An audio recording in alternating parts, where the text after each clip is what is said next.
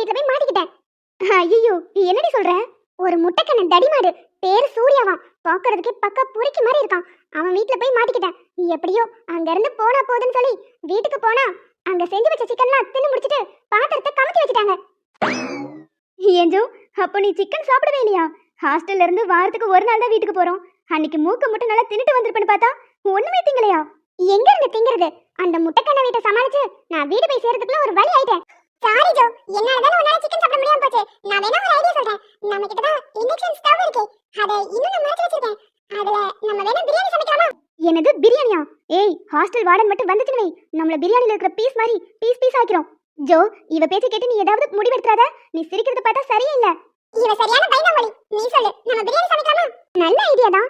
ஆனா அதுக்கு தேவையான திங்ஸ் எல்லாம் வாங்கணுமே. அதுக்கு என்ன பண்றது?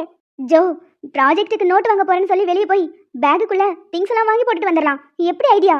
எனக்கு என்னமோ இது தப்பா தெரியுது. ஜோ, இதெல்லாம் வேணாண்டி. ஆண்டி, உனக்கு வேணானா நீ இங்கே இரு. நாங்க 3 பேர் பிரியாணி செஞ்சு சாப்பிடும்போது ஒரு வாய் கூட நீ கேட்டனவே வாய் மலையே குத்துவேன். நம்மளை விட்டுட்டு இவருக்கு தின்று வளர்களோ, பேசாம இவருக்கு கூட நம்மளும் சேர்ந்துருவோம். எப்படியும் அடி விழுந்தா எல்லாருக்கும் சேர்ந்து தானே விழும். பாத்துக்கலாம்.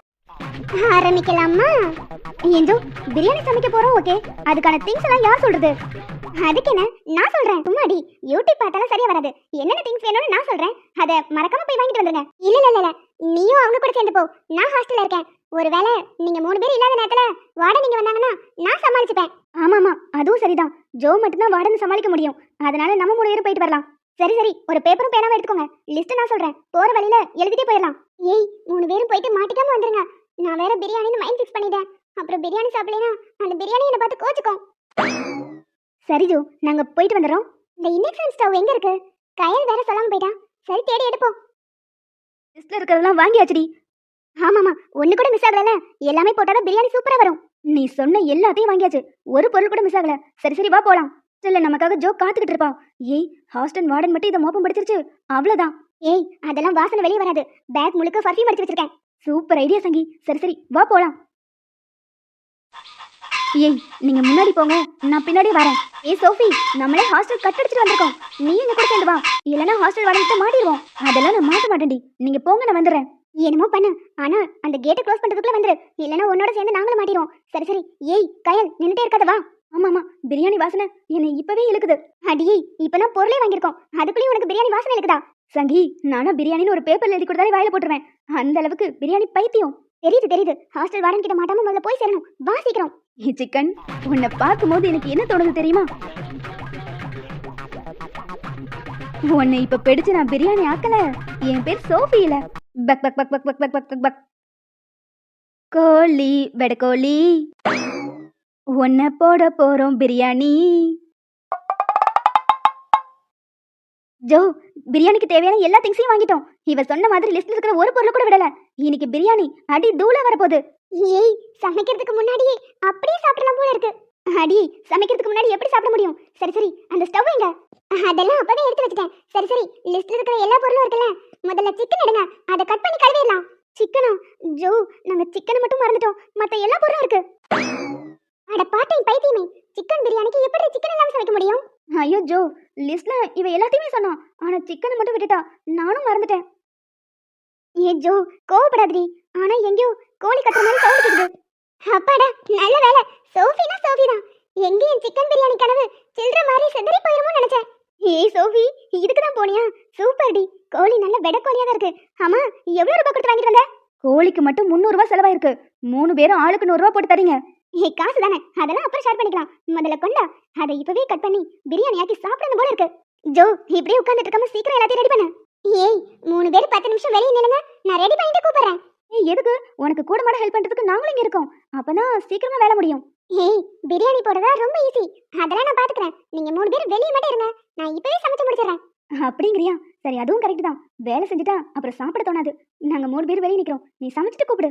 இவளுகளை வெளியே அனுப்பினாதான் நமக்குன்னு கொஞ்சம் ஒதுக்க முடியும். இல்லைன்னா மொத்தத்தையும் நாளா ஷேர் பண்ணணும். செஞ்சு முடிச்சதும் ஹாட் பாக்ஸ்ல போட்டு பேக்குக்குள்ள ஒளிச்சு வச்சிடணும்.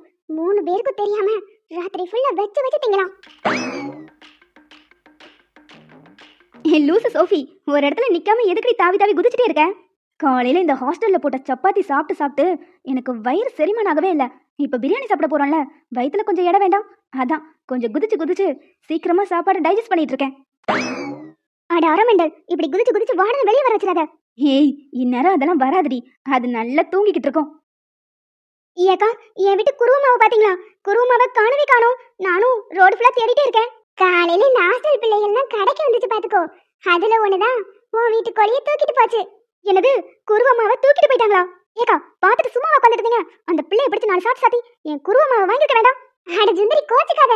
நான் என்னத்த கண்டேன்னு சொல்லு. அந்த பிள்ளை ஏதோ உன்கிட்ட காசு கொடுத்துதான் வாங்கிட்டு போகுதுன்னு நினைச்சேன். நீ இப்ப வந்து குருவமாவை காணும்னு சொல்லும் போதுதான் எனக்கே தெரியும் அந்த பிள்ளை திருடிட்டு போயிருக்குன்னு. சரி சரி, இப்படியே நிக்காத. அந்த பிள்ளை ஹாஸ்டல் தானே கொண்டு போயிருக்கும். போய் என்னன்னு பார்த்து வாங்கிட்டு வந்துரு. போகதான் போறேன். இன்னைக்கு அவளுக்கு சும்மா விட போறதில்ல. ச்சே, இந்த ஊருக்குள்ள ஹாஸ்டல் வந்தா வந்துச்சு, அவளுக்கு அழப்புற தாங்க முடியல. டேய் தம்பி, ஹாஸ்டலுக்கு வண்டி விடுறா. சோஃபி, கொஞ்ச நேரம் கையை கால வச்சுட்டு சும்மா இரு. பிரியாணி மனம் மூக்க தொலைக்குது, அதை சாப்பிட்றதுக்கு வயித்துல இடம் வேண்டாம்.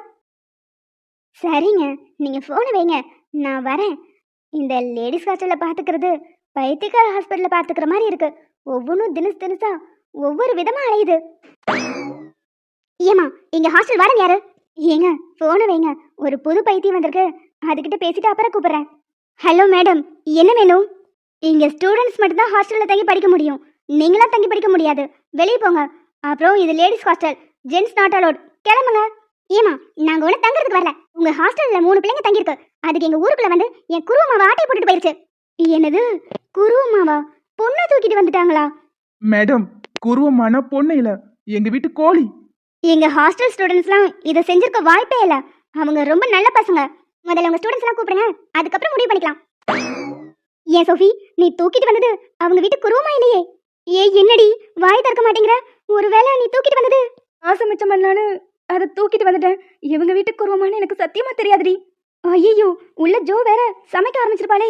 அவ வெட்டுறதுக்குள்ள போய் தடுத்துடலாம். முன்னாடியே வாசம் வந்துருச்சு. இந்நேரம் பிரியாணி சமைச்சு முடிச்சிருப்பா. அதை போய் எப்படியாவது மறைச்சு வச்சா மட்டும் போதும். ஏய் அரமெண்டல், நீ என்ன பண்ற? ஏய், பார்த்தா தெரியல, ஜோ கிட்ட ஓடி போய் சொல்ல போறேன்டி. அட பிறவி பைத்தியமே, நின்ன இடத்துலயே ஓடிட்டு இருக்க லூசு. காப்பாத்தணும் கத்திரி வர காப்பாத்தணும் கத்திரி